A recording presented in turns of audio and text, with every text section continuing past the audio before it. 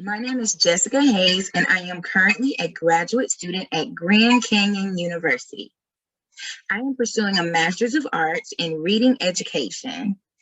Today, I am very excited to be sharing my professional dispositions with you. Let's start with what dispositions make me a successful teacher.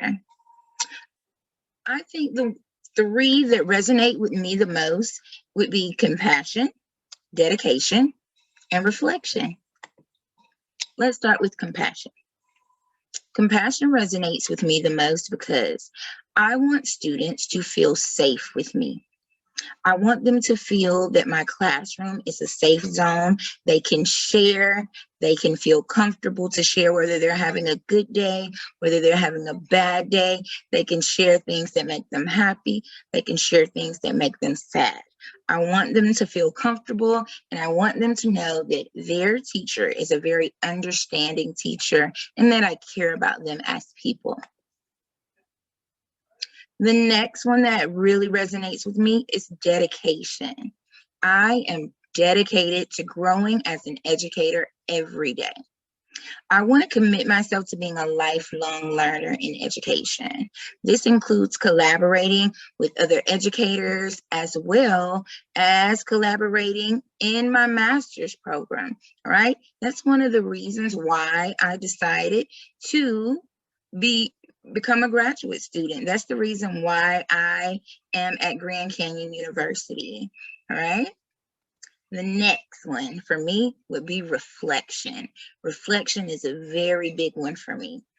Reflection is important because I want to always ask myself, what worked? What didn't work? What could I do better? What did the students love? What really sparked their engagement?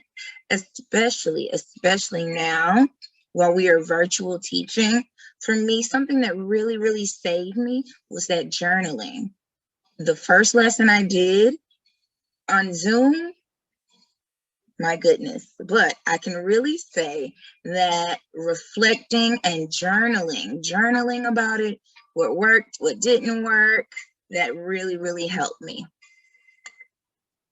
Next, I want to talk about the dispositions that I feel like I need a little bit of work on. One would be high expectations.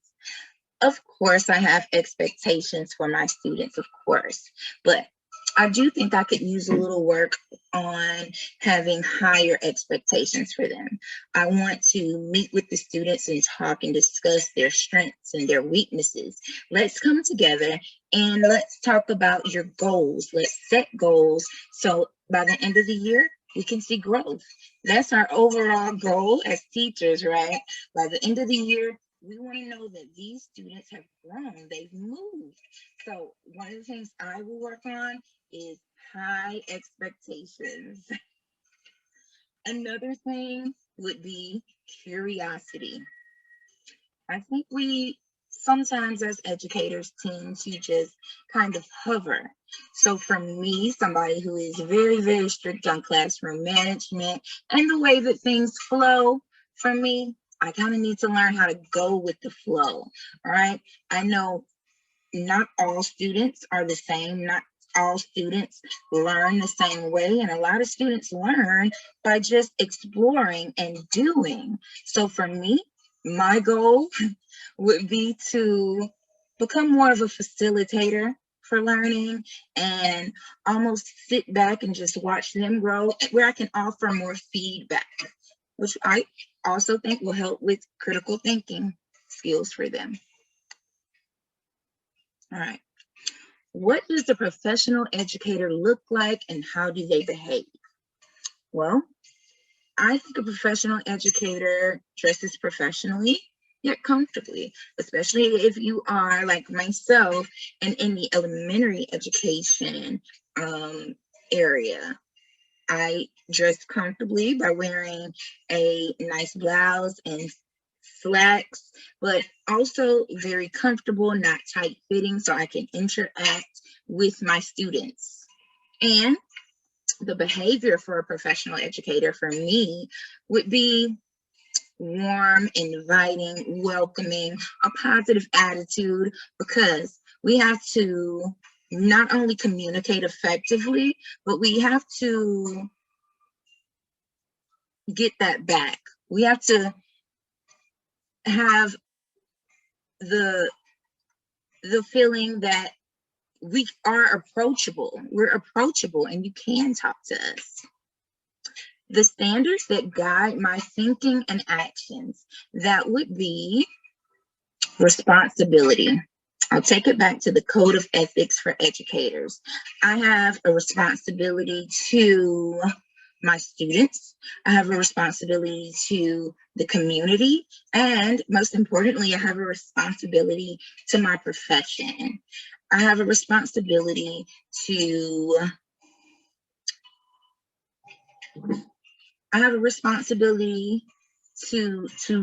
be warm and inviting. I have a responsibility to show integrity. I have a responsibility to be trusting. And I have a responsibility to take care of these students that are so, so awesome. So thank you for listening to my dispositions, and thank you